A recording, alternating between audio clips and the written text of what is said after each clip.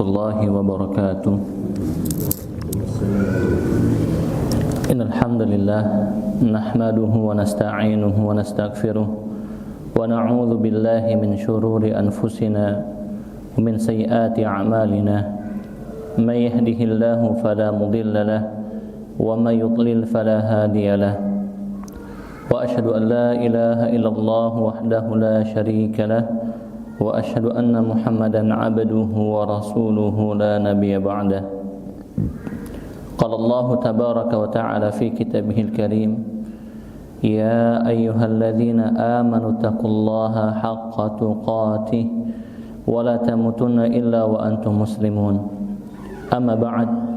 Alhamdulillah segala puji hanya milik Allah tabaraka wa ta'ala yang telah memudahkan langkah kita untuk berkumpul di salah satu rumah dari rumah-rumah Allah dalam rangka menunaikan kewajiban kita melakukan salat subuh secara berjamaah yang kemudian dilanjutkan dengan majelis ilmu, yang mana semua ini merupakan karunia terbaik yang telah Allah berikan kepada kita, dan karunia yang seperti inilah yang akan kita syukuri kelak tatkala kita dihadapkan di hadapan Allah Subhanahu wa taala untuk mempertanggungjawabkan semua perkataan dan perbuatan yang telah kita lakukan di dunia.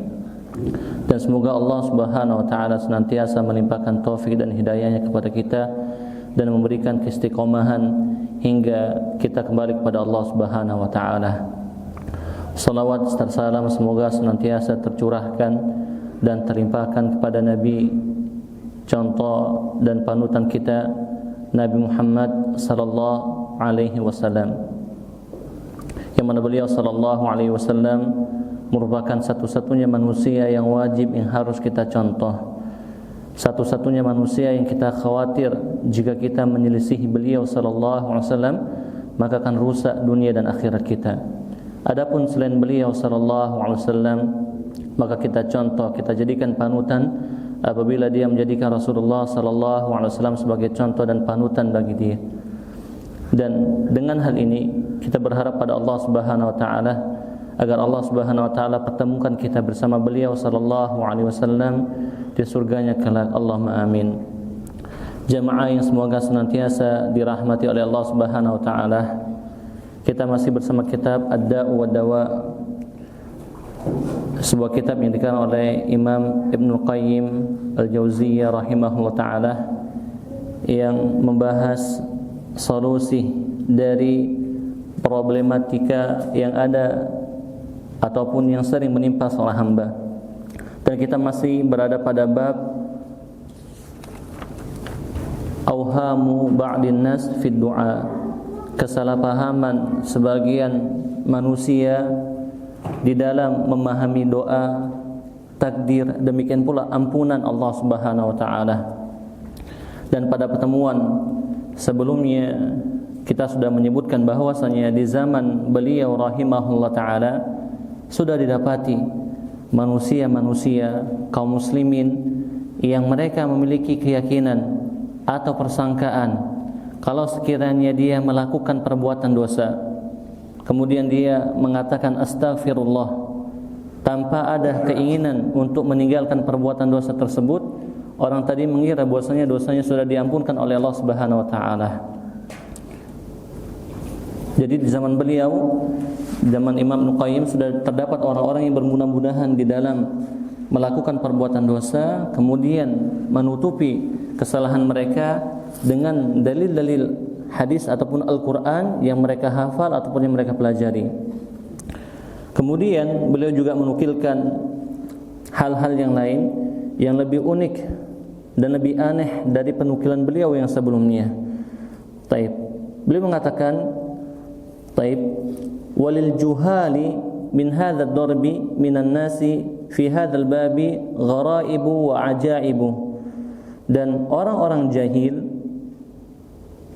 yang merupakan contoh dalam permasalahan ini memiliki keanehan dan keunikan.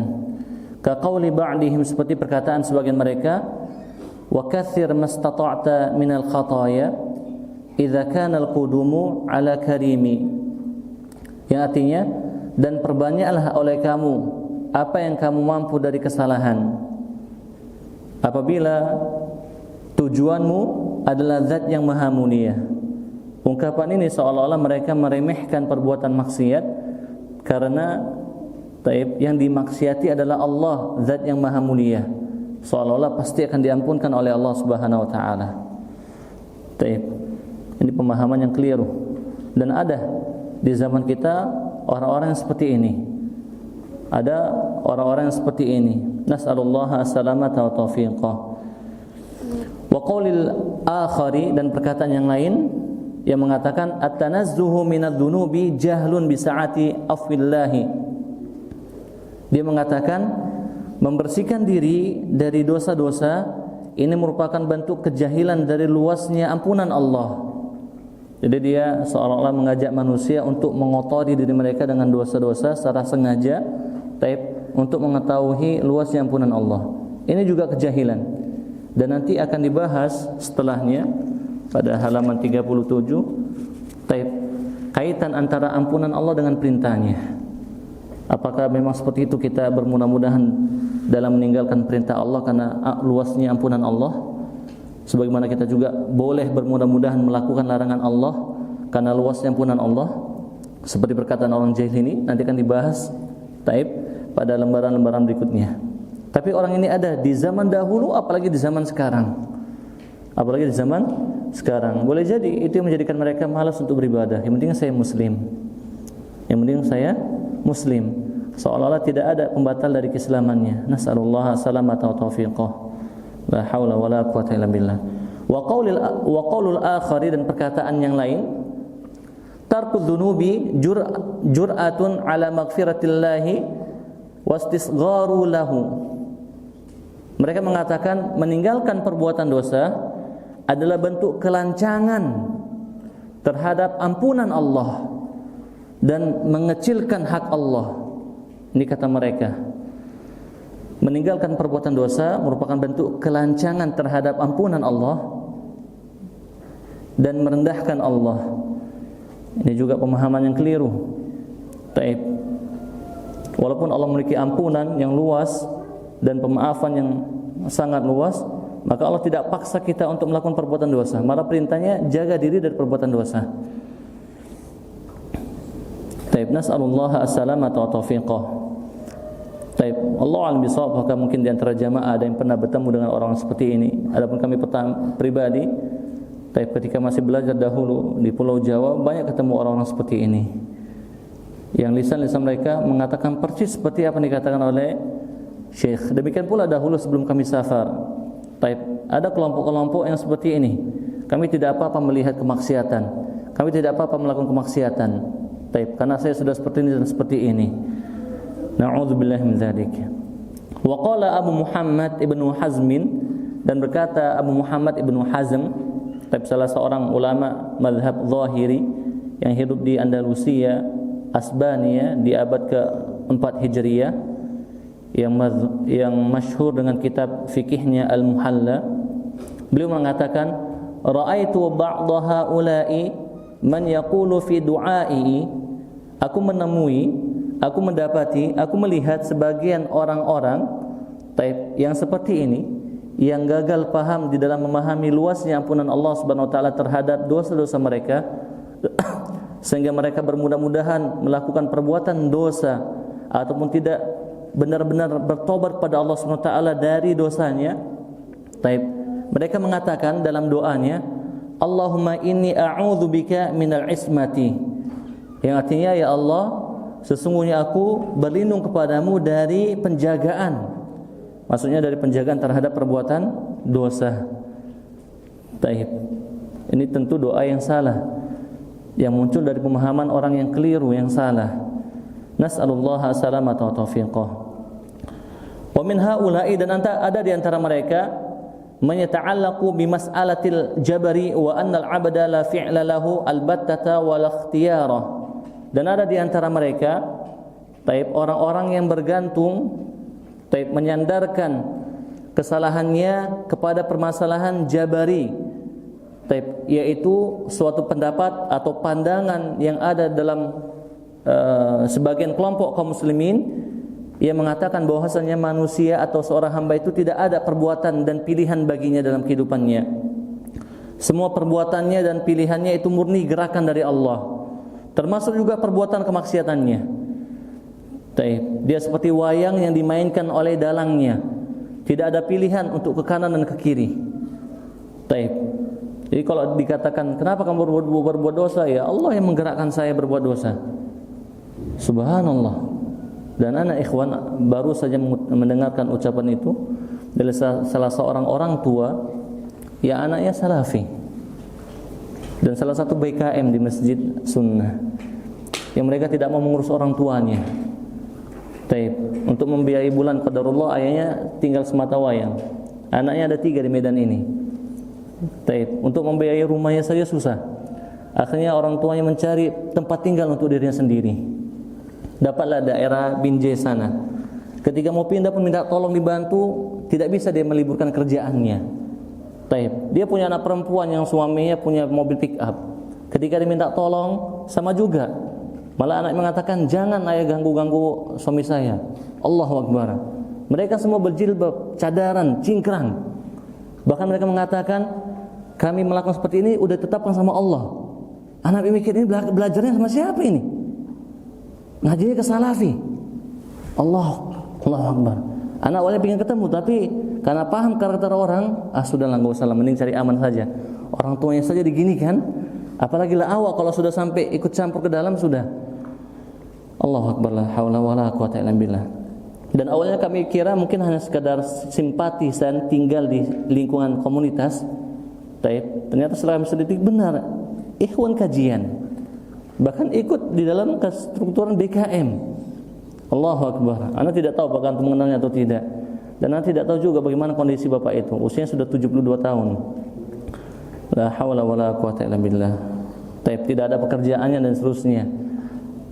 La haula wala quwata illa billah. Anda mikir apakah belum pernah belajar masalah birrul walidain? Kalau jenggotnya tidak usah tanya, panjang. La haula wala quwata illa billah.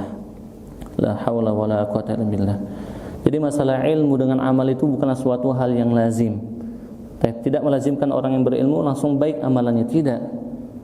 La haula wala quwata illa billah. Nas'alullah as-salama taufiqah. Jadi ada orang-orang yang seperti ini, dia menyadarkan kesalahannya, bahwasanya itu memang sudah takdir Allah. Digerakkan oleh Allah. Kalau kami mau membantu ayah pasti Allah gerakkan. Ini lucu ini. La haula wala quwata illa billah. Dan orang yang memiliki pemahaman ini dikatakan Jabariyah. Dikatakan Jabariyah. Orang-orang yang memiliki pemahaman bahwasanya hamba itu tidak memiliki perbuatan, kemampuan ikhtiar sendiri, murni digerakkan oleh Allah SWT, seperti wayang yang digerakkan ataupun ilalang yang ditiup oleh angin. Wa min haula'i, dan ada di antara mereka man yaktaru bi mas'alatil irja'i wa annal imana huwa mujarradu tasdiqi wal a'mala laysat minal imani. Dan ada di antara mereka orang-orang yang tertipu, salah paham di dalam masalah irja, pengharapan pada Allah SWT, yaitu orang-orang yang memiliki keyakinan bahwasanya iman itu cukup sekedar pembenaran saja, dan amal soleh, amal kebaikan itu bukanlah bagian dari keimanan. Amal kebaikan bukanlah bagian dari keimanan. Dan mereka mengatakan bahwasanya imannya orang yang paling fasik itu sama dengan iman yang paling soleh, bahkan imannya para malaikat. Nah, kaum muslimin yang berpahaman seperti ini, mereka adalah kaum murji'ah. Hanya saja dalam istilah kita di zaman sekarang ini, pemanaan istilah kelompok itu dibawa sesuka hati oleh si pembicara, sesuai dengan kebencian dia terhadap suatu kelompok ataupun kebencian dia terhadap suatu individu. Dan sebenarnya mudahnya seseorang untuk menyematkan gelar-gelar buruk kepada saudaranya kaum muslimin, ini merupakan petanda buruk bagi dirinya. Berdasarkan sabda Rasulullah sallallahu alaihi wasallam, yang mana beliau sallallahu alaihi wasallam sabda, bihasbi mri'in minasyarri an yahkira akhahul muslim. Cukuplah bagi seorang muslim dikatakan buruk apabila dia meremehkan, merendahkan saudaranya. Dan Rasulullah tidak pernah menghina, tidak pernah memberikan gelar-gelar buruk kepada saudaranya, sesama kaum muslimin, sahabatnya pada waktu itu. Kalau memang kita tahu ada kelemahan pada saudara kita, kita datangi dia, kita kunjungi rumahnya, kita sampaikan apa yang kita ketahui. Dan kita yang mendapatkan kunjungan nasihat dari saudara kita harus menerima, terlepas itu benar ataupun salah. Kalau memang benar, alhamdulillah ada yang memperhatikan kita, sehingga kita sadar dengan kesalahan kita, kemudian kita bertobat kepada Allah SWT. Kalau memang tidak benar, tidak masalah, itu haknya dalam menilai diri kita. Tidak perlu kita marah ataupun salah paham dengan orang tersebut. Sebagaimana Rasulullah telah merasakan semua hal ini. Wa min haula'i, dan ada di antara mereka man yaktaru bi mahabbatil fuqara'i wal masyayikhi was salihin wa kathrati at-taraddudi ila quburihim wa tadarru'i ilaihim. Dan ada di antara kaum muslimin juga yang masih terus bergelimang perbuatan dosa dan mereka tertipu dalam hal ini dengan kecintaan mereka terhadap orang-orang fakir. Pokoknya selama saya masih cinta sama orang fakir, Allah akan ampunkan dosa saya, walaupun dosa saya banyak, walaupun saya tidak bertobat dengan sungguh-sungguh. Atau cinta kepada guru-gurunya, syekhnya, ataupun cinta kepada orang saleh, wali lah kalau kita lihat sekarang. Coba kita lihat sekarang betapa mudahnya orang kalau ingin bertobat minta ampun datang ke wali seseorang, kasih rokok, kasih ini dan seterusnya. Kemudian dia merasa pulang dari situ sudah dihapuskan dosanya. Ini sama persis seperti akidah agama lain, penebusan dosa. Datang mengaku ke depan tokoh agamanya, kemudian nanti dikatakan kamu sudah diampunkan dosamu. Dan itu ada dalam pemikiran kaum muslimin. Atau karena seringnya dia ziarah ke kuburan-kuburan orang saleh dan menganggap hal itu sudah cukup bagi pengampunan dosa-dosanya di hadapan Allah Subhanahu wa taala. Wa minhum, dan ada di antara mereka man yaktaru bi abaihi wa aslafihim wa anna lahum 'indallahi makanatan wa salahan. Dan ada di antara mereka orang-orang yang tertipu dengan kemuliaan, kehormatan, tingginya kedudukan ayah-ayah dan nenek moyang mereka.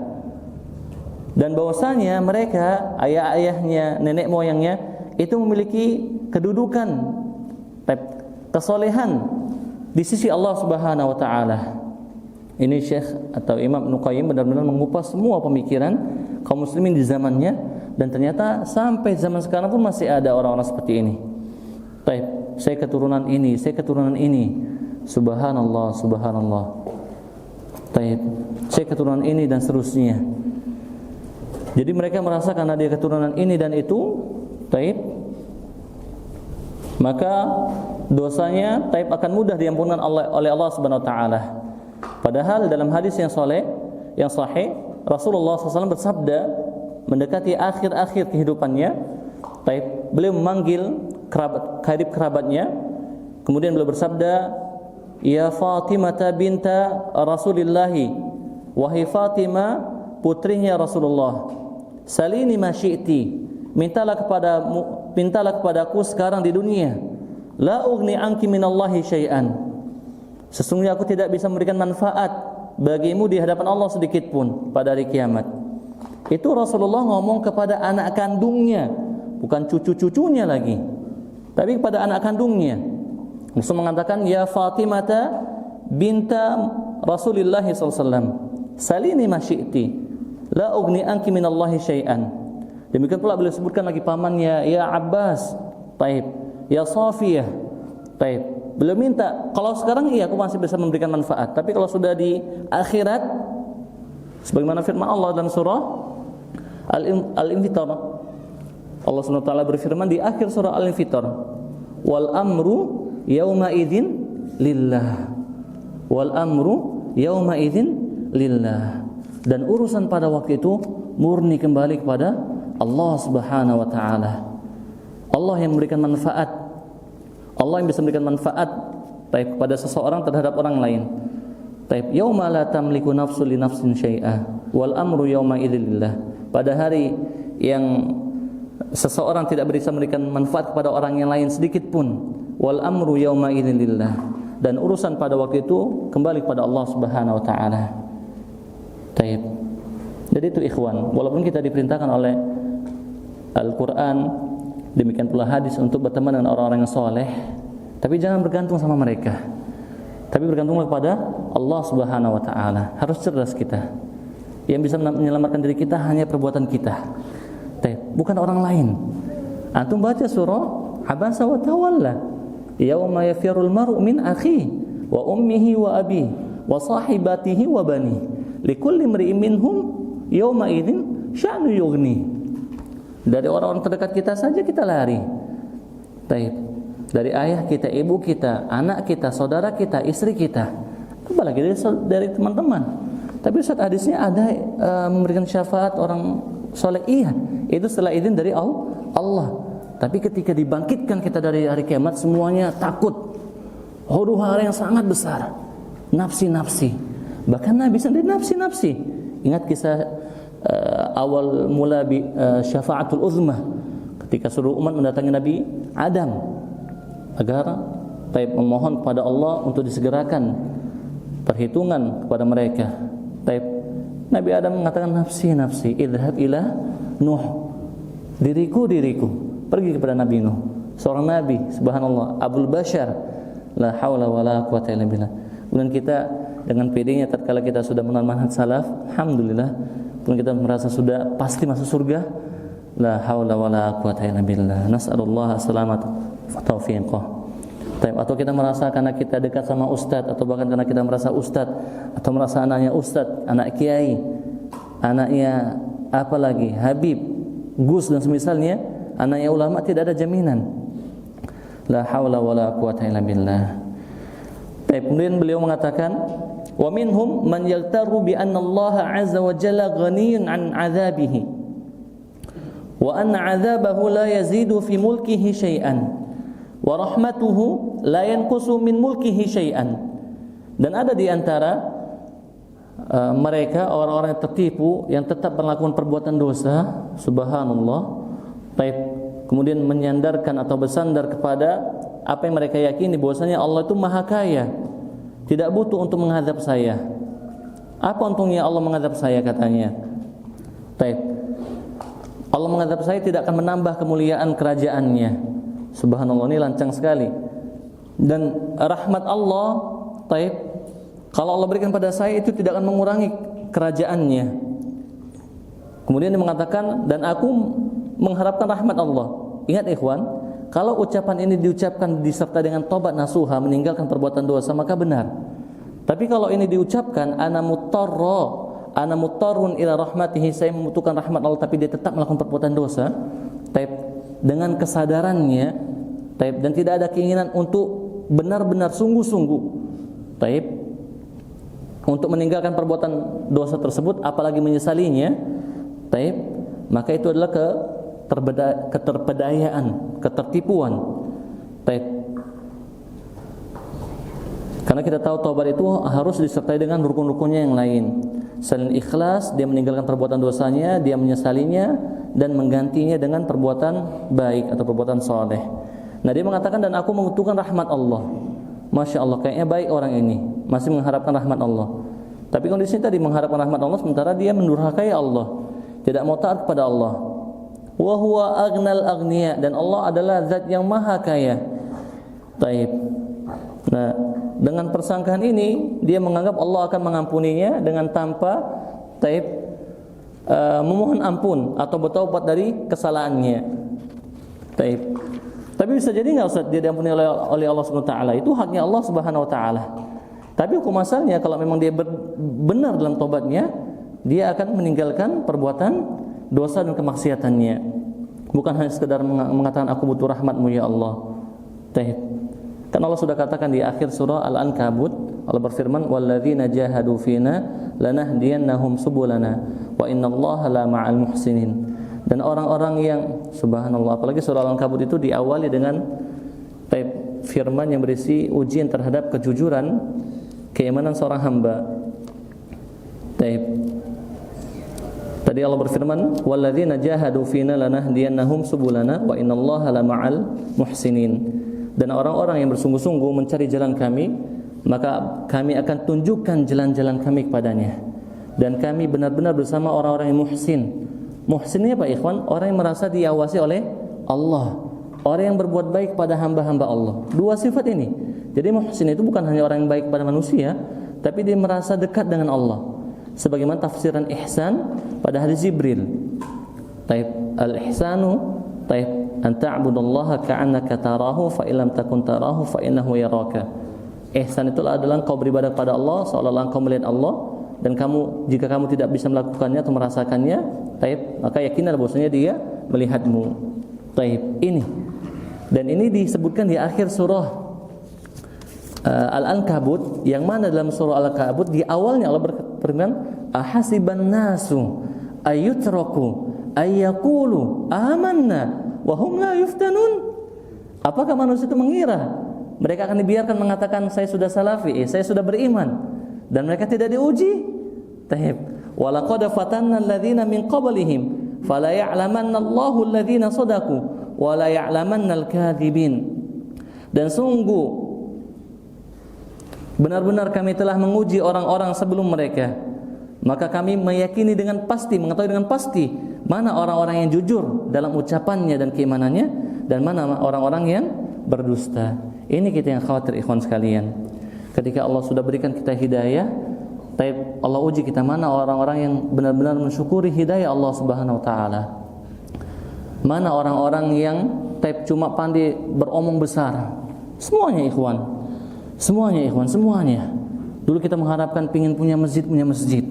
Ketika ada masjid, yang ada kelahinya, pemakmurannya tak ada. Dulunya kita pingin ada ustadz di daerahnya. Ketika ada ustadz, diselisihi. Subhanallah. Itu sama seperti perkataan orang-orang kafir kalau kita mau cari ayat di Al-Quran. Ada ustaz, ada. Taib qadarullah ana dilupakan, ada. Taib. Orang-orang kafir mengatakan, kalaulah sekiranya datang beri hidayah kepada kami, datang Rasul kepada kami, pasti kami akan lebih baik daripada mereka. Tapi tatkala datang Rasul itu dimusuhi. Allahu akbar, la haula wala quwata illa billah. Hati-hati ikhwan. La haula wala quwata illa billah. Allah senantiasa menguji ucapan kita, perbuatan kita, keyakinan kita. Taib. Dan ayat Al-Quran selalu ada korelasinya dia. Taib. Sebagaimana awal surah Al-Ankabut dengan akhirnya. Taib. Di akhir surah Al-Ankabut Allah jelaskan kalau orang itu memang jujur dalam pengakuannya, walaupun dia berkali-kali jatuh bangun, akan kami tunjukkan jalan menuju kami. Taib. Yang penting dia senantiasa menempuhnya, tidak putus asa dan tidak berpaling dari jalan-jalan ketaatan tersebut. Nas'alullah as-salamata wa taufiq. Baik. Dan ini memang masih penukilan kesalahpahaman ya ikhwan, kita akan sebutkan. Ini beliau mengatakan wa minhum man yaqtarru bi fahmin fasidin fahimahu huwa wa atrabuhu min nususil Qur'ani wa sunnati. Dan ada di antara mereka yang tertipu, terpedaya, salah paham, baik, dengan pemahaman yang rusak, yang dia dan orang-orang semisalnya memahaminya dari dalil-dalil Al-Quran dan hadis-hadis Nabi. Fattakalu alaihi, kemudian mereka pasrah kepadanya, menyandarkan diri mereka kepada hal tersebut dengan berbagai macam perbuatannya. Ikhwan sekalian, taib, anak katakan jujur, taib, semua kelompok di luar taib salafi anak katakan yang mengikuti manhaj salaf secara benar, itu tidak bisa menyerang kita kecuali dari segi akhlak muamalah. Kalau dari segi ilmiah mereka angkat tangan, mereka akui. Taib. Kecuali orang-orang yang nekat melakukan kecurangan. Dan itu harus kita sadari, memang ada kekurangan ini pada diri kita. Jangan sampai kita mengatakan, yang penting kan aku sudah baik, yang penting kan aku mengikuti sunnah Nabi. Masalah orang gak suka sama akhlakku dan seterusnya itu urusan mereka. Tidak seperti itu. Karena salah satu yang diajarkan oleh Rasulullah juga masalah akhlak. Bahkan Rasulullah SAW bersabda, innama bu'ithtu liutammima makarimal akhlak. Dalam lafaz lain, masalihal akhlak, yang artinya tidaklah aku diutus kecuali untuk menyempurnakan akhlak-akhlak yang mulia, akhlak-akhlak yang bermanfaat bagi manusia. Baik. Demikian pula sabda Rasulullah, aktsaru, hal yang paling banyak yang memasukkan seorang hamba ke dalam surganya Allah, taqwallah wa husnul khuluq, ketakwaan kepada Allah dan akhlak yang mulia. Taib. Ini harus ada intervensi. Taib. Kenapa Ustaz? Taib. Karena sebatas yang ana rasakan dari perjalanan mencari kebenaran, taib, manhaj salaf ini tidak ada celahnya dari segi ilmiahnya. Kecuali ya perselisihan, misalnya kita ingin memperdebatkan perselisihan memang sudah ada terjadi di zaman salaf, itu kalau misalnya kita mau perdebatkan ya terjadi. Tapi misalnya kelemahan ilmiah tidak ada, kita katakan hanya tipuan karangan-karangan kedustaan orang-orang yang berbuat dusta. Taib. Yang sering jadi serangan adalah akhlaknya, taib, perangainya, taib, komunikasinya. Maka kita katakan ini bukan kesalahan manhaj salafnya, tapi kesalahan individunya dalam memahami dan mempraktekkan manhaj salaf secara kafah. Dan antum harus pahami ikhwan sekalian, bahwasanya manhaj salaf itu adalah Islam yang ideal, Islam yang kafah kita katakan. Sehingga pemahaman seseorang dan penerapan seseorang di dalam memahami Islam yang kafah ini tentu berbeda-beda. Taib. Dan antum harus ingat, walaupun taib, ana selalu dan masih terus berusaha mempelajari hal ini, taib, walaupun terkadang kita memang harus dipaksakan harus mengatakan saya salafi, atau ketika ditanya kamu siapa, ketika karena muslim dia tidak puas, kamu muslim yang bagaimana? Ya saya muslim yang manhaj salaf. Tapi ingat ikhwan sekalian, bahwasanya taib, penamaan yang paling baik yang Allah sematkan untuk diri kita adalah muslim. Taib. Dengan itulah Allah sudah menamakan taib Nabi kita Muhammad sallallahu alaihi wasallam di akhir surah An-Nahl. Ntar kita lihat ikhwan sekalian, Allah Subhanahu wa taala menjelaskan hal itu. Taib, la haula wala quwwata illa billah.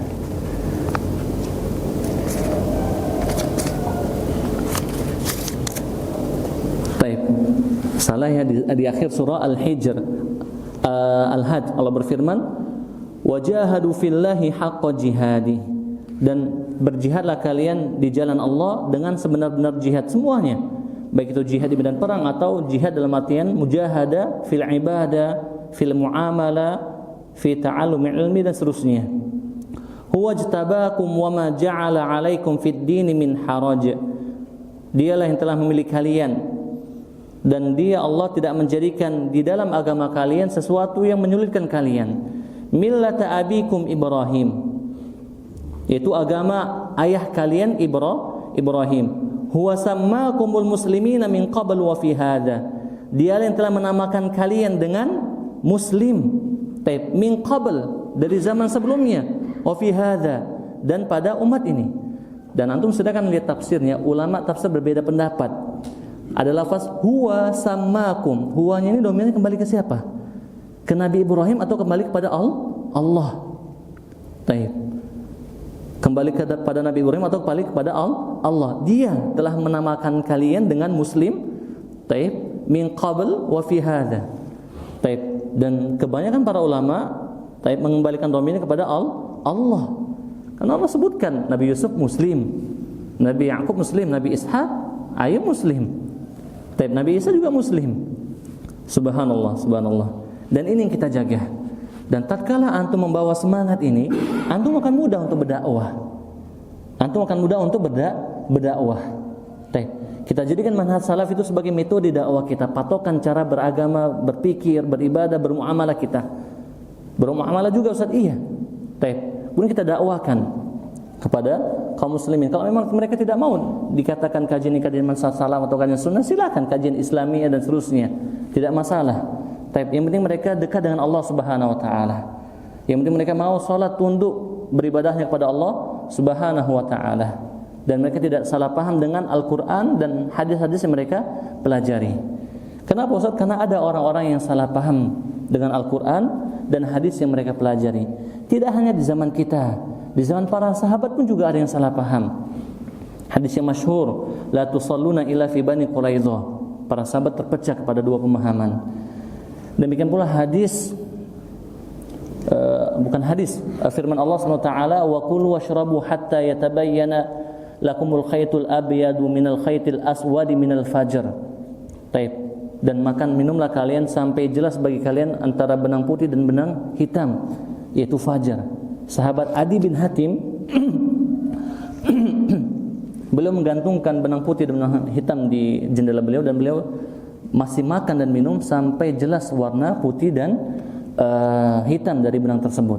Sampai ketika beliau dikunjungi oleh Rasulullah SAW dan mendapati sahabat Adi bin Hatim masih makan dan minum di waktu wajibnya puasa, sudah masuk waktu subuh. Beliau berdalil dengan ayat ini. Nah, seorang sahabat yang mulia dan orang Arab lagi bisa salah paham, apalagi kita. Nah, di sini kata beliau ada sekelompok orang yang bersandar kepada firman Allah, wala sawfa yu'tika rabbuka fatarda, dan kelak Rabbmu akan memberikan kepadamu fatarda, maka kamu pun rela dengan pemberian tersebut. Qalu, mereka mengatakan, orang-orang yang masih tidak mau meninggalkan kemaksiatannya dan berharap ampunan dari Allah, qalu wa huwa la yarda an yakuna fin nari ahadun min ummatihi, dan dia Nabi Muhammad tidak ridha ada satu orang pun dari umatnya yang berada di nerakanya. Ini lupa mereka tentang hadis telaga. Jangankan neraka, di telaga saja ada yang diusir oleh Rasulullah. Taib. Ada yang tidak dikenali, diakui oleh Rasulullah sallallahu alaihi wasallam. Kenapa? Karena mereka melakukan perbuatan yang mengada-ngada, hal-hal yang baru sepeninggalan Rasulullah sallallahu alaihi wasallam. Taib. Maka kata beliau, wa hadza min aqbahil jahli, dan ini merupakan seburuk-buruk kejahilan. Dari mana mereka bisa berprasangka seperti ini? Seolah-olah setiap apa yang diinginkan Rasulullah itu Allah kabulkan, dan itu harus. Padahal Rasulullah sendiri tidak merasakan demikian. Sebagaimana pada fenomena kejadian peristiwa syafaatul uzma, beliau SAW harus sujud terlebih dahulu selama 40 tahun lamanya. Dia langsung minta, ya Allah udahlah, langsunglah selesaikanlah urusan kami. Nah, seperti itu. Ini kayaknya orangnya mudah banget ngomongnya. Subhanallah, subhanallah. Karena seperti itu ikhwan, ketika seseorang sudah diberikan was-was oleh syaitan, dia memandang mudah perkara yang besar, dan meremehkan hal-hal yang harusnya dimuliakan. Nas'alullah as-salamat wa taufiqah. Jadi ini merupakan pemahaman seburuk-buruk kejahilan, karena dia menyandarkan pemahamannya pada Al-Quran, tetapi dia memahami dengan pemahaman yang salah. Dan itu banyak ikhwan, banyak sekali. Zaman sekarang banyak sekali. Kita mudah melihatnya di media sosial. Dan lucunya ada saja yang mengikutinya, dan banyak yang mengikutinya. Iya, banyak mengikutinya ikhwan sekalian. La haula wala quwwata illa billah. La haula wala quwwata illa billah. Kemudian waqattika li ba'dihim ala qaulihi ta'ala, demikian pula penyandaran sebagian mereka kepada firman Allah Ta'ala, innallaha yaghfiru dzunuba jami'a, sesungguhnya Allah akan mengampuni dosa seluruhnya. Kemudian mereka menyangkakan bahwasanya dosa mereka akan diampuni oleh Allah. Ini salah. La haula wala quwwata illa billah. Kemudian wa hadza inna ma ata sahibuhu min qillati ilmihi wa fahmihi, dan pemahaman ini bisa muncul dari pelakunya disebabkan karena sedikitnya keilmuannya dan pemahamannya. Dia hanya memahami atau mempelajari nas-nas, dalil-dalil pengharapan, dalil-dalil ampunan, dalil-dalil pemaafan dari Allah SWT. Tidak membahas masalah azab-azab Allah. Atau dia sudah mempelajarinya tapi salah dalam memahaminya. Fa innallaha subhanahu hahuna ammama wa atlaqa. Karena Allah Subhanahu wa taala di dalam banyak ayatnya terkadang mengumumkan secara umum, innallaha yaghfiru dzunuba jami'a, sesungguhnya Allah akan mengampuni dosa seluruhnya. Tapi dalam tempat yang lain Allah khususkan, seperti dalam firman Allah dalam surah An-Nisa, Allah berfirman, innallaha la yaghfiru ayyushraka bihi wa yaghfiru ma duna dzalika liman yasha. Sesungguhnya Allah tidak akan mengampuni dosa syirik, dan Allah akan mengampuni dosa selain syirik liman yasha, bagi orang-orang yang Allah kehendaki. Nah, ayat ini lebih khusus daripada ayat yang di atas. Innallaha yaghfiru dzunuba jami'ah. Sesungguhnya Allah akan mengampuni dosa seluruhnya. Nah, dalam surah An-Nisa diikat seluruhnya kecuali syirik. Taib. Adapun di bawah syirik bagi orang-orang yang Allah kehendaki, enggak semuanya. Taib. Siapa tahu? Siapa yang tahu bahwasanya diri kita termasuk di antara orang yang Allah kehendaki? Kalau memang bingung-bingung sudah, Taib, berusaha dekat dengan Allah Subhanahu wa taala, tinggalkan perbuatan dosa, lakukan perbuatan saleh, sudah. Insyaallah kita akan mendapatkan ampunan dari Allah Subhanahu wa taala. Jadi konteksnya ini Taib dipahami salah oleh orang-orang yang tidak mau meninggalkan perbuatan dosanya. Taib, dia tetap melakukan perbuatan dosa, habis berbuat dosa dia istighfar pada Allah, kemudian berbuat dosa lagi kayak main-main, atau tadi menyandarkan dirinya kepada ayat-ayat yang kita sebutkan tadi, dan tetap dengan perbuatan dosanya. Berbeda dengan orang yang dia benar-benar bertobat kepada Allah SWT, kemudian dia berharap pada Allah kalau memang ada dosanya yang belum diampuni oleh Allah SWT, mudah-mudahan dia termasuk di antara orang-orang yang mendapatkan pengampunan dari Allah Subhanahu wa taala. Kemudian dia sungguh-sungguh meninggalkan perbuatan dosanya, maka ini yang benar. Dan itu akan disebutkan nanti di akhir insyaallah.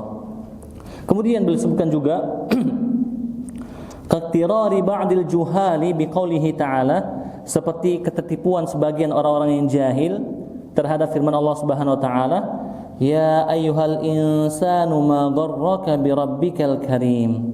Ya, artinya wahai sekalian manusia, apa yang memperdayamu dari Rabbmu yang maha mulia? Fayaqulu, mereka mengatakan karamuhu, kemuliaannya. Baik, saya ulangin. Dalam surah Al-Infitar Allah Subhanahu wa taala berfirman, ya ayyuhal insanu ma gharraka bi rabbikal karim.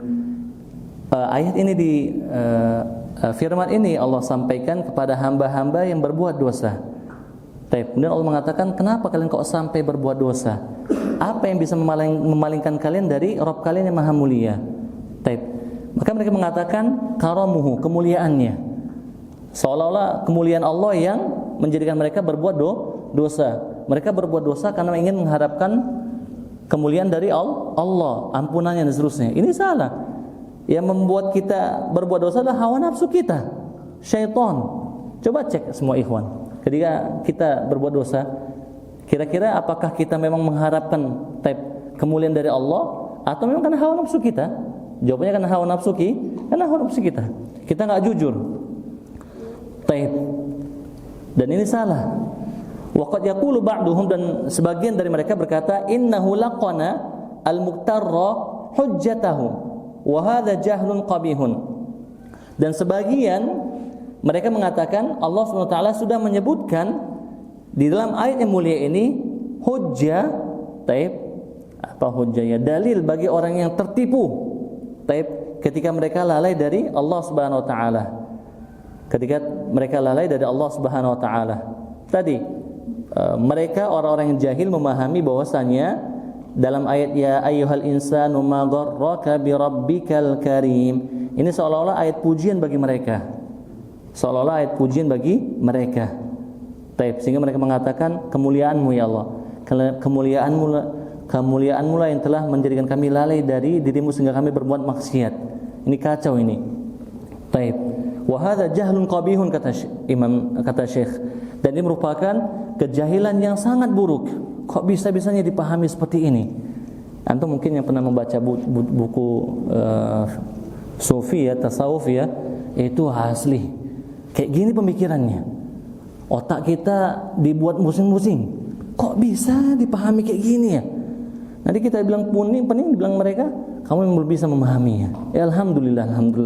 Gak usah paham nanti pada gila sama kita kan? Iya benar. Tapi anak pernah mencoba baca, apa ini? Allahu Akbar, la haula wala. Tapi ada saja mengaguminya. Mungkin yang baca juga sudah agak miring ini ya. La haula wala quwata. Tapi ikhwan itu murni penjagaan dari Allah. Kita pun bisa salah paham kalau Allah berkehendak. Ya alhamdulillah ya Rabb. Tapi ada orang-orang seperti ini. La haula wala quwata illa billah. Maka muncullah praktek-praktek ibadah yang antum melihat ya di luar nalar kita. Kenapa mereka bisa menari-nari dan seterusnya, zikir sampai lompat-lompat dan seterusnya. Allahu Akbar. Itu kalau bukan gara-gara sebab jahlun qabihun, kejahilan yang sangat buruk, ya nggak bisa kayak gitu. Antum pernah lihat lah pastinya. La haula wala quwata. Mereka apa nggak mikir Rasulullah pakai gini dulu ya? Kalau Rasulullah kayak gini, ngapain saya kayak gini? Kan sederhana sebenarnya. Tapi ya kalau sudah syaitan memperdaya mereka, La haula wala quwwata illa billah. Wa inna ma gharrahu bi rabbih al-ghurur. Nah, lalu Imam Ibnu Qayyim mengatakan sesungguhnya yang memperdaya mereka adalah al-ghurur wa huwa syaitan. Yaitu syaitan. Ya, syaitan yang memperdaya kita. Dalam Al-Qur'an juga ada beberapa lafaz ya.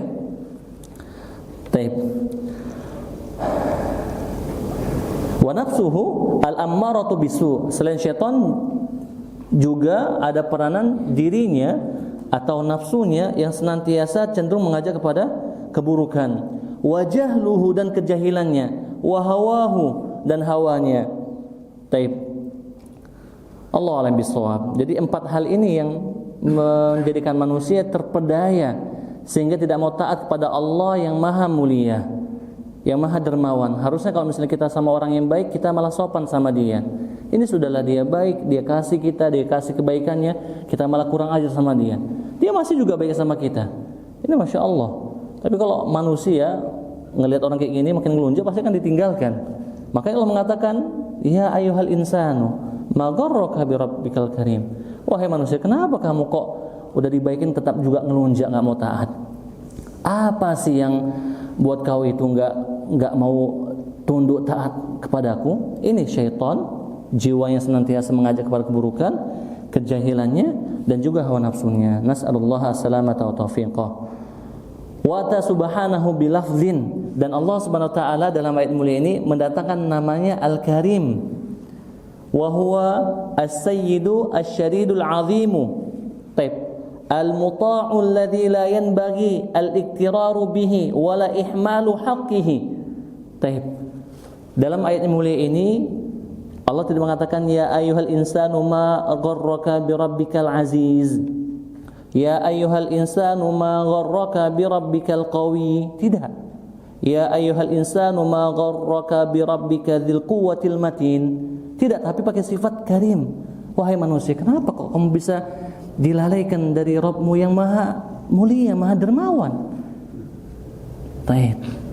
Sama seperti firman Allah dalam surah Az-Zukhruf, Allah berfirman, "Wa may ya'shu an dzikri rahmani nuqayyid lahu syaitanan fahuwa lahu qarin."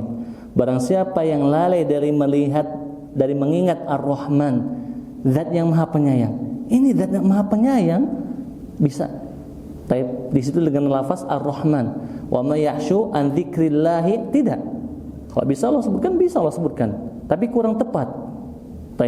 Kenapa kok bisa kamu lupa dari zat yang Ar-Rahman yang sangat luas kasih sayangnya? Nah, dan gara-gara kita melupakan Allah yang maha penyayang, akhirnya Allah izinkan syaitan menguasai diri kita dan dia menjadi sahabat bagi kita. Na'udzubillah. Demikian pula di sini. Padahal Allah adalah raja di raja, zat yang maha agung yang harusnya ditaati, yang tidak boleh dilalaikan, diremehkan sedikit pun. Apalagi dipermainkan seperti pemahaman ini. La haula wala quwata illa billah. Kemudian beliau sebutkan lagi, wa kattirari ba'dihim biqaulihi ta'ala, demikian pula seperti keterpedayaan mereka, ketertipuan mereka terhadap firman Allah Subhanahu wa taala. Finnari, terkait ketika membahas terkait neraka jahanam, Allah berfirman, la yaslaha illal ashqa alladhi kadzdzaba wa tawalla. Wa qawluhu uiddat lil kafirin. Uiddat lil kafirin. Wa lam yadhar hadzal muqtaru anna qawlahu fa anzartukum naran talazza. Huwa linarin makhsusatin min jumlatin darakati jahannama walau kanat jami'a jahannama fahuwa subhanahu lam yaqul la yadkhuluha. Jadi kata beliau, ada di antara orang-orang yang masih selalu berbuat dosa, dia bersandar kepada ayat dalam surah Al-Lail, ya, Allah berfirman la yaslaha illal ashqa, yang tidak memasukinya kecuali al-ashqa. Mereka anggap bahwasanya ini adalah untuk semua neraka. Padahal neraka yang Allah sifati pada ayat ini adalah neraka yang khusus. Karena neraka itu bertingkat-tingkat, sebagaimana surga juga bertingkat-tingkat, ada surga Firdaus, Ma'wa dan seterusnya. Jadi alladzi kadzdzaba wa tawalla, yaitu orang yang mendustai dan berpaling. Mereka mengatakan kami tidak mendustai, kami tidak berpaling, kami masih muslim. Taib. Kami tidak keluar dari keislaman. Taib. Jadi kami tidak akan masuk dalam neraka.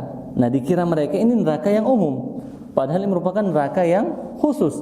Hendaklah dia baca ayat sebelumnya, ayat ke-14, fa anzartukum naran talazza. Maka aku peringatkan kalian dari sebuah tempat di dalam neraka talazza, yang menyala-nyala. Kata beliau, huwa linarin makhsusatin, dia adalah api neraka yang khusus, min jumlati darokati jahannam, yang dia merupakan salah satu dari tingkatan neraka jahannam. Dan kalau sekiranya taib, makna dari ayat surah Al-Lail ini adalah neraka secara umum, taib, maka lafaznya la yadkhuluha. Lafaznya la yadkhuluha, bukan seperti la yaslaha. Taib, ini apa yang disampaikan oleh Imam Ibnu Qayyim.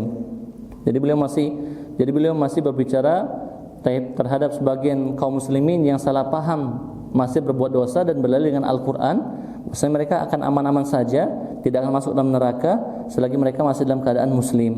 Taib.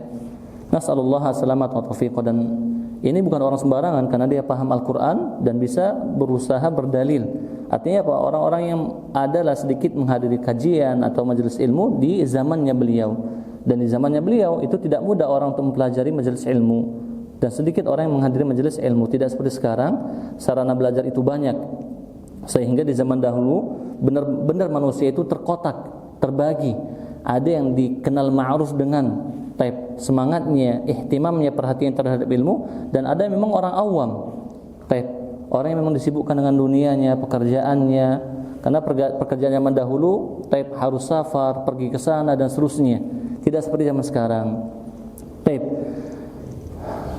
Kemudian beliau mengatakan lagi, wa kaktirari ba'dihim bil i'timadi ala shaumi yauma Asyura wa yauma Arafah, hatta yaqula ba'duhum صوم يوم عاشوراء يكفر ذنوب العام كلها ويبقى صوم يوم عرفة زيادة في الأجر.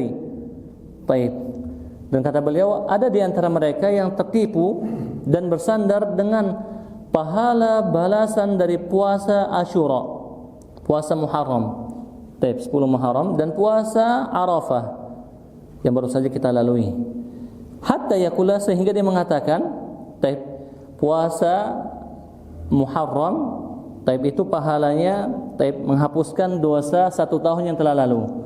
Taib tinggal sisanya puasa Arafah, taib yang menghapuskan 1 tahun berikutnya. Taib mungkin dia enggak tahu bahwasanya puasa Arafah itu menghapuskan 2 tahun juga, belakang dan setelahnya. Inilah orang la haula wala quwata illa billah. Taib. Jadi mereka bermudah-mudahan pokoknya kalau misalnya saya berbuat dosa, saya puasa 2 puasa ini aman insyaallah. Tidak seperti itu juga ikhwan. Taib. Ada syarat-syaratnya berlakunya pahala ini sehingga bisa menghapuskan dosa-dosa kita, dan ada juga penghalangnya. Walam yadri hadzal muqtarru anna shauma ramadhana was salawatil khamsa a'zamu wa ajallu min siyami yauma arafata wa yauma asyura wa hiya innama tukaffiru ma bainahuma idza ujtunibat al-kaba'ir. Dan orang yang tertipu ini tidak tahu, dan itu banyak ikhwan. Taib. Bahwasanya puasa Ramadan saja, taib, kalau kita melihat pengaruh ibadah dalam menghapuskan dosa seorang hamba dalam 1 tahun, kata beliau puasa Ramadan saja, demikian pula salat yang 5 waktu, yang dia lebih agung dan lebih mulia daripada puasa Asyura, puasa Arafah, pengaruh dari penghapusan dosanya, taib, itu hanya bisa dirasakan apabila ditinggalkan dosa-dosa besar. Taib. Apabila ditinggalkan dosa-dosa besar. Artinya kalau orang yang puasa Ramadan tapi dia tidak sholat, maka tidak ada yang dia dapatkan. Taib. Demikian pula kalau misalnya ada orang yang sholat tapi dia tidak ini, dan seterusnya. Artinya kita hidup beribadah kepada Allah Subhanahu wa taala di antara rasa khauf dan rasa harap. Taib. Khauf dan roja, rasa takut dan rasa harap. Taib. Dan yang mengetahui pasti balasan diterima atau tidak, berpengaruh atau tidak, itulah adalah Allah Subhanahu wa taala. Anak khawatir karena zaman kita orang yang mau dekat kepada agama saja syukur, takutnya malah lari. La haula wala quwata illa billah. La haula wala. Karena kita berada di suatu zaman yang banyak orang yang salah paham. Nanti ngomongnya masalah kencang-kencang terus dikiranya ekstrim, murah-murah terus dikiranya lembek. Taib, la haula wala quwata illa billah. Taib. Tapi yang jelas, amal ibadah itu benar-benar memiliki pengaruh apabila kita lakukan ikhlas karena Allah Subhanahu wa taala. Tapi kalau seperti ini, akal-akalan, dia tetap bermaksiat kemudian berusaha puasa, dan tidak meninggalkan kemaksiatannya dan beranggapan bahwasanya puasanya sudah cukup untuk mengampunkan kemaksiatannya, maka ini salah. Fa ramadhanu ila ramadhana, maka Ramadan ke Ramadan berikutnya, wal jum'atu ila jum'ati, hari Jumat ke Jumat berikutnya, la yaqwiyani ala takfiri saghair illa ma'an dimami tarkil kabair. Tidak bisa menghapuskan dosa-dosa kecil yang ada pada diri seorang hamba, kecuali apabila dibarengin dengan hamba tadi meninggalkan dosa-dosa besar. Jadi kita ikhwan, tidak ada yang tahu bagaimana kalkulasi amalan kita. Jangan merasa kayaknya sudah ada 1 juta pahala kayaknya ini. Enggak ada yang bisa menghitungnya, subhanallah. Jangan sudah batal semua itu. Na'udzubillahi min dzalik, la haula wala quwata illa billah. Tidak ada. Antum mungkin tahu ya perkataan salah seorang salaf yang beliau mengatakan, kalau sekiranya aku tahu ada 1 sujudku yang diterima oleh Allah Subhanahu wa taala, maka aku mengharapkan, maka pasti aku akan mengharapkan kematian. Karena sudah pasti dia tahu. Kalau dia tahu, tapi enggak ada manusia yang tahu. Maka kita terus berusaha beribadah dan memperbaiki ibadah kita. Mudah-mudahan ada di antara ibadah kita ini yang bisa diterima oleh Allah dan menarik rahmat Allah Subhanahu wa taala. Dan ibadah itu mudah sekali bertambah dan sebagaimana mudah kali juga hilang. Kita harus pintar-pintar menjaganya, ikhwan. La haula wala quwata illa billah. Apalagi di zaman sekarang ini. Fayaqwa majmu'ul amrayni ala takfir saghair. Sehingga Ramadan atau Jumat, demikian pula amalan-amalan yang lain itu bisa memberikan pengaruh kepada penghapusan terhadap semua dosa apabila ditinggalkan dosa-dosa besarnya. Fa kaifa yukaffiru shaumu tatawwu'in kull kabiratin. Maka bagaimana bisa kita berpikir, berpendapat, meyakini ada puasa sunnah yang bisa menghapuskan semua dosa besar. Wah, hebat sekali puasa sunnah ini. Sedangkan Ramadan saja yang puasa wajib itu tidak bisa menghapuskan semua dosa kecuali apabila ditinggalkannya dosa-dosa besar. Ini puasa sunnah apa ini? Kan kadang itu yang banyak disukai oleh para jamaah pengajian.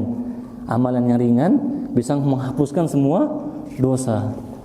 Akhirnya Indonesia Raya seperti ini jadinya. Yang korupsi tetap korupsi, yang maling tetap maling, tidak ada kesadaran untuk berubah. Karena tadi ditipu dengan amalan kecil bisa menghapuskan semuanya. La haula wala quwata illa billah. Iya Ustaz, iya. Dan yang paling bertanggung jawab dengan kondisi negara kita ini ya kaum muslimin yang pertama sekali. Ya mungkin mereka merasa lebih besar atau merasa lebih berhak dalam dakwah di Indonesia. Jujur anak-anak seperti itu. La haula wala quwata illa billah. Dan yang lebih baik adalah semuanya mengadakan perbaikan kepada Allah Subhanahu wa taala, mengintrospeksi diri dan kembali menjalin ukhuwahnya. Karena musuh-musuh kaum muslimin dari orang-orang kufar tentu tidak akan menginginkan negara kita bisa bangkit, bisa benar-benar mandiri, dan menjadi negara yang berkembang, yang hidup syiar-syiar Islam di dalamnya. Nas'alullaha as-salamata wa taufiq. Kita memohon kepada Allah Subhanahu wa taala keselamatan dan taufik darinya. Jadi intinya ikhwan, kata beliau, salah kalau ada seseorang yang hanya menyandarkan penghapusan dosa kepada amalan-amalan sunnah saja. Sedangkan amalan-amalan wajib saja itu dia masih ada syaratnya di dalam kepengaruhannya dia dari pengampunan dosa. Apalagi amalan-amalan sunnah.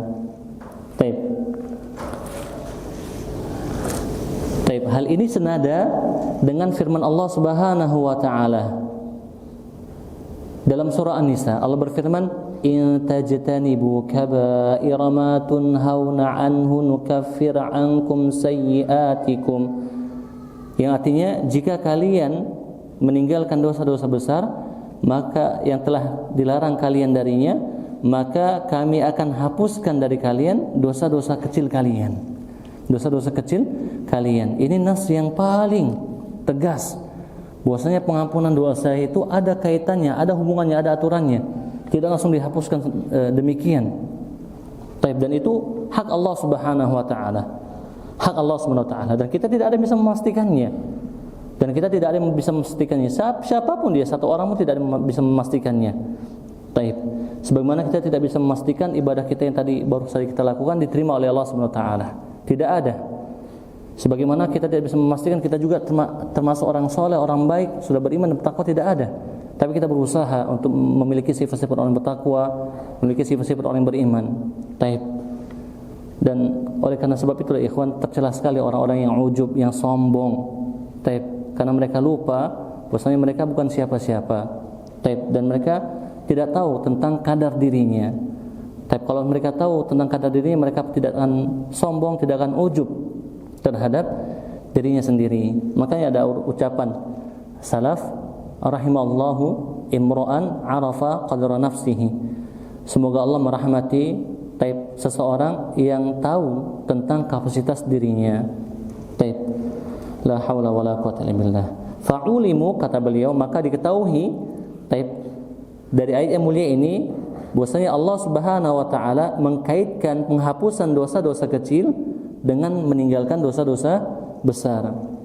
Maka bagaimana bisa dibayangkan ada orang yang melakukan perbuatan dosa-dosa besar, dia berzina, memakan riba, menipu, minum khamar, membunuh, mencuri misalnya. Kemudian dia mengharapkan dengan amalan sunnah dihapuskan semua dosa-dosa besarnya. Sedangkan amalan wajib saja, masih ada syaratnya. Jadi pentingnya kita mempelajari Islam secara kafah, agar kita paham betul. Dan ini semuanya murni kembali kepada hak Allah Subhanahu wa taala. Kemudian berikutnya, dan ini mungkin dalil yang terakhir yang kita baca pada kesempatan pagi hari ini, kebersandaran mereka kepada firman atau sabda Rasulullah sallallahu alaihi wasallam yang mana beliau menceritakan firman Allah dalam hadis qudsi. Allah Subhanahu wa taala berfirman, ana inda di sini dengan lafaz ana inda husni dhanni 'abdi. Dan lafaz yang lain ana inda dhanni 'abdi tanpa ada tambahan husninya. Aku, kata Allah, sesuai persangkaan baik hamba terhadapku. Falyadhunna ma syaa. Hendaklah dia bersangka kepadaku apa yang dia kemaui. Nah, mereka tertipu dengan hal ini, dalam artian mereka mengatakan, ya, kami bersangka baik, Allah akan ampuni dosa kami walaupun kami tidak bertobat, walaupun kami masih berbuat dosa. Karena Allah itu sesuai dengan persangkaan hambanya. Nah, ini juga main-main. Ibaratnya ada orang baik, dengan kebaikannya kita mengece-ngece dia, dan orang baik kok dia baik kok, selagi dia baik dia pasti ngasih saya kok. Kira-kira gimana, Pak ikhwan sekalian? Berubah apa enggak kita? Ya berubah. Ini orang enggak betul ini. Enggak ada niat baiknya ini dan seterusnya. La haula wala quwwata illa billah. Dan Allah lebih berhak lagi untuk dihormati, untuk diagungkan, untuk dimuliakan ketimbang kita manusia. Kalau kita manusia saja tidak suka, tidak dihargai pemberian kita, kedermawanan kita, kebaikan kita, maka demikian pula terhadap Allah. Seharusnya kita lebih takut tatkala Allah murka ketika kita tidak mensyukuri nikmatnya, ketika kita dengan bermudah-mudahan jatuh kepada perbuatan dosa dan lain sebagainya. Nah, orang ini salah faham, beliau mengira bahwasanya sekedar berbaik sangka kepada Allah Subhanahu wa taala, maka Allah akan ampuni dosanya. Beliau mengatakan la raiba anna husna dhanni innama yakunu ma'al ihsani. Tidak lagi diragukan bahwasanya husnudzon yang dimasukkan dalam hadis ini adalah husnudzon terhadap Allah yang diiringi dengan ihsan. Diiringi dengan ihsan, berbuat baik, merasa diawasi oleh Allah SWT. Dan orang kalau merasa diawasi oleh Allah SWT tentu malu untuk berbuat dosa. Tentu malu untuk berbuat maksiat. Masa iya ketika dia merasa diawasi oleh Allah, merasa dilihat oleh Allah, kemudian dia dengan hati yang lampang melakukan perbuatan dosa? Enggak ada orang seperti ini, kecuali orang yang benar-benar Allah sudah kunci hatinya. Ketika orang tadi merasa dilihat oleh Allah SWT dan dia sadar itu perbuatan dosa, hal yang Allah benci, pasti ada sesuatu dalam hatinya dan dirinya. Kapan aku berhenti? Allah enggak suka melihat aku seperti ini. Ini yang benar. Kemudian dia berusaha meninggalkan dirinya, bertobat kepada Allah. Adapun tetap melakukan perbuatan dosa, maka ini ketertipuan. Wa innal muhsina hasuna dhanna bi rabbih wa annahu yujazihi ala ihsanihi. Dan bahwasanya orang-orang yang muhsin, yang memaksimalkan ibadah kepada Allah Subhanahu wa taala, merasa diawasi oleh Allah Subhanahu wa taala, mereka berbaik sangka kepada Allah Subhanahu wa taala, dan Allah memberikan balasan kepada mereka bukan karena baik sangkanya saja, tapi juga karena ihsannya mereka. Karena amal soleh yang mereka lakukan akibat baik sangka mereka kepada Allah. Kita sekarang ikhwan, kalau misalnya kita baik sangka sama Allah, kita tinggalkan sholat, kira-kira hati kita membenarkan atau menyalahkan? Menyalahkan. Kan Allah Maha Pengampun, sudahlah. Kita sudah tahu kok Allah sesuai dengan persangkaan hamba. Enggak usah sholat, enggak apa-apa, Allah ampun insyaallah. Nah kalau misalnya kita hatinya normal, ada imannya, pasti berlawan. Enggak lah, kalau kau memang merasa Allah baik sama kau, ya sholatlah kau. Pasti seperti itu. Nah, jadi husnuzan tadi lah yang memotivasi kita untuk berbaik sangka kepada, untuk melakukan ibadah kepada Allah Subhanahu wa taala. Wa ammal musii'u al-musirru, adapun orang yang pelaku dosa, yang senantiasa melakukan perbuatan dosa, alal kabairi wa dzulmi wal mukhalafati, terhadap perbuatan dosa besar, kezaliman dan pelanggaran-pelanggaran, fa inna wahsyatal ma'asi wa dzulmi wal harami tamna'uhu min husni dhanni bi rabbih. Sebenarnya keliaran yang dihasilkan dari kemaksiatan yang dilakukan, kezaliman yang dilakukan, keharaman yang dilakukan, ini sebenarnya mencegah dia dari berbaik sangka kepada Allah. Maksudnya gimana Ustaz? Maksudnya orang itu yang berbuat dosa, yang dia jatuh kepada perbuatan dosa, bagaimanapun dia berusaha berbaik sangka kepada Allah, pasti dalam dirinya akan mengatakan kamu enggak berhak untuk diberikan kebaikan oleh Allah. Orang kamu saja seperti ini. Setiap dia berusaha untuk memperbaiki persangkaannya kepada Allah, pasti akan ada keliaran seperti tadi. Kamu tuh enggak berhak, kamu tuh seperti ini. Jadi bohong kalau dia mengatakan aku bersandar kepada hadits qudsi ini. Dalam setiap perbuatan dosaku. Intinya tidak akan berkumpul antara berbaik sangka kepada Allah dengan terus-menerus melakukan perbuatan maksiat. Yang ada baik sangka akan berkumpul dengan memaksimalkan ibadah kepada Allah Subhanahu wa taala. Allah alam bisawab. Ini yang mungkin bisa kita bahas pada kesempatan pagi hari ini. Dan ikhwan sekalian, hadis yang terakhir kita bahas ini merupakan hadis yang sangat agung.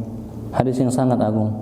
Dan kalau misalnya antum mau meresapinya, ini sebenarnya kunci kehidupan kita. Kita tidak tahu kenapa Allah ciptakan kita di Siantar, di Medan. Allah pilihkan kita rasnya Indonesia. Tapi tatkala kita selalu berbaik sangka kepada Allah Subhanahu wa taala, kemudian selalu berusaha berjalan di atas jalan yang Allah pilihkan untuk kita, Allah akan berikan yang terbaik buat kita. Walaupun ada musibah, hal-hal yang tidak kita sukai, tapi selalu berbaik sangka pada Allah. Ingat tadi dibarengi dengan amal soleh, bukan berbaik sangka kemudian melakukan perbuatan kezaliman.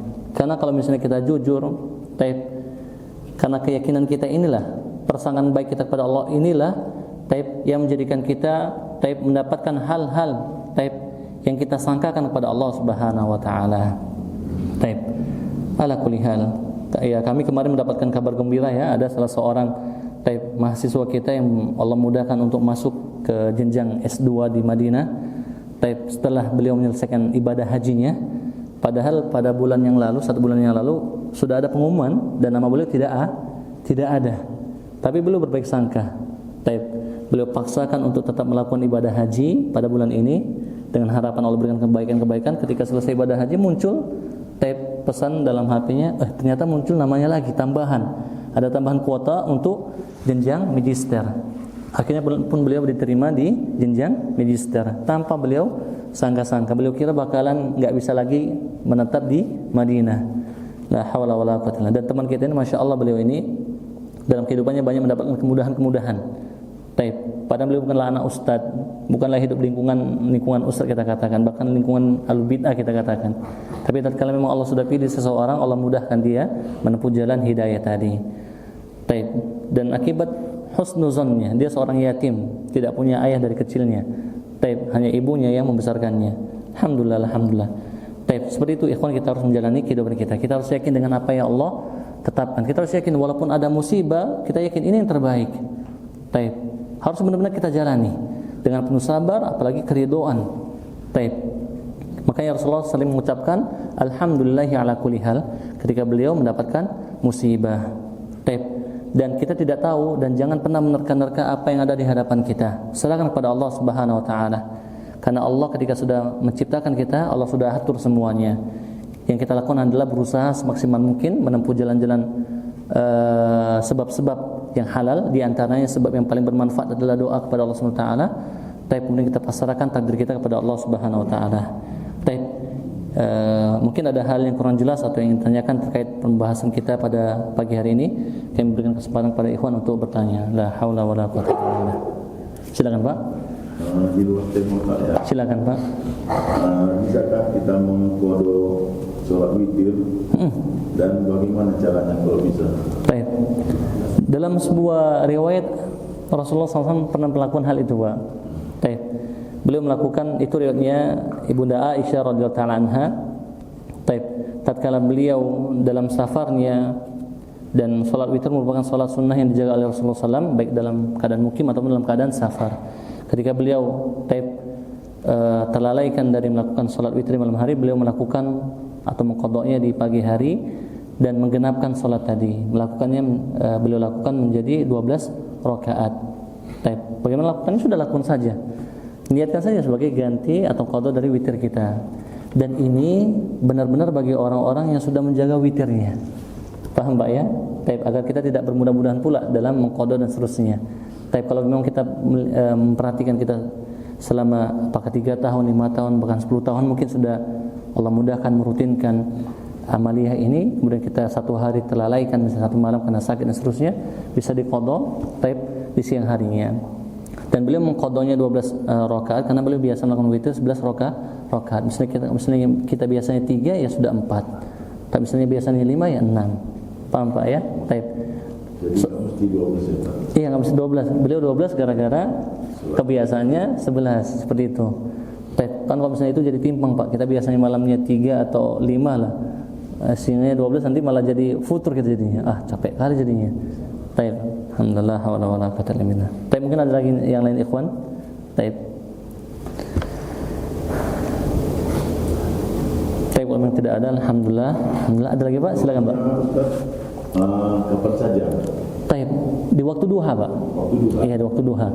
Baik, tentu kita ingat kan tadi malam kita tidak salat witir kan? Iya, di waktu duha. Baik ya, mengqadanya waktu duha. Baik. Dan tadi itu kalau memang sudah jadi kebiasaan pasti ingat itu. Pasti ingat. Tapi sebagaimana Rasulullah juga ingat ketika kan beliau kerjakan di waktu duha. Tapi kalau tidak ada lagi, kita cukup sampai di sini. Semoga yang sedikit ini bermanfaat buat kami pribadi dan bisa menjadi ilmu yang bermanfaat yang membuahkan amal soleh dan akhlak yang mulia. Dan kita selalu memohon kepada Allah SWT agar Allah berikan petunjuk kepada kita dan Allah tampakkan kebenaran sebagai sebuah kebenaran dan Allah mudahkan kita untuk mengikutinya, dan agar Allah tampakkan kebatilan sebagai sebuah kebatilan dan Allah berikan petunjuk kita untuk bisa meninggalkannya. Dan kita memohon kepada Allah agar Allah SWT jauhkan kita, dipalingkan dari kebenaran sesudah kita mendapatkan hidayah. Dan kita memohon kepada Allah SWT agar Allah melimpahkan taufik dan hidayah kepada kita semua. Dan hanya Allah yang bisa memberikan hidayah. Oleh karena itu minta kepada Allah SWT sebanyak-banyaknya hidayah. Kita akhiri kajian kita dengan doa kafaratul majlis. Subhanakallahumma bihamdika asyhadu an la ilaha illa anta astaghfiruka wa atubu ilaik. Assalamualaikum warahmatullahi wabarakatuh.